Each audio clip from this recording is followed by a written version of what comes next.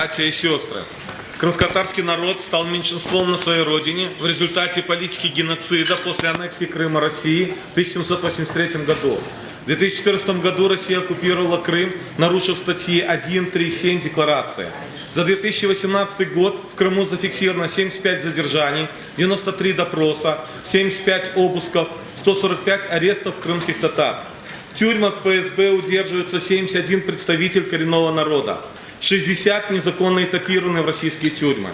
13 крымских татар насильственно выкрадены и не найдены, а 12 убиты. Из-за репрессий 35 тысяч стали вынужденными переселенцами в нарушении статьи 8 и 9 декларации. В 2016 году Верховный суд России запретил представительный орган крымских татар Меджлис, обвинил его в экстремизме и нарушил право коренного народа на управление представительными институтами. Статьи 5, 18, 19 декларации.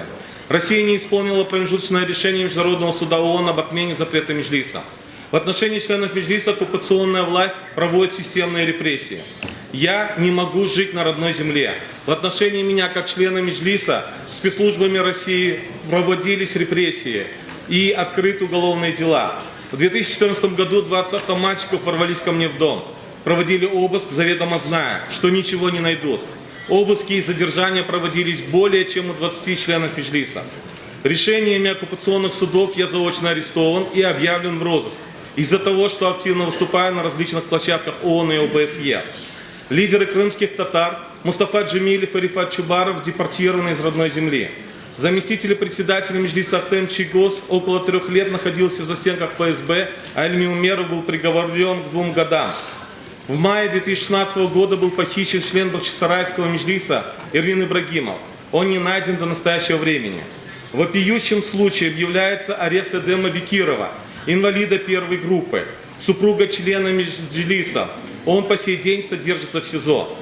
Вооруженные люди совершают системные налеты на жилье крымских татар.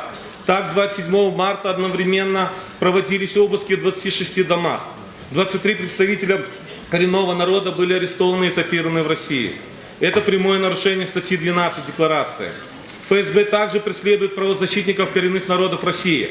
Примером являются Шорка Яна Танагашева, Интельмен Дмитрий Бережков, бурят Джорджа Дугаров, удыгеец Павел Селендзига, братья татары Кашаповы и десятки других лидеров коренных народов.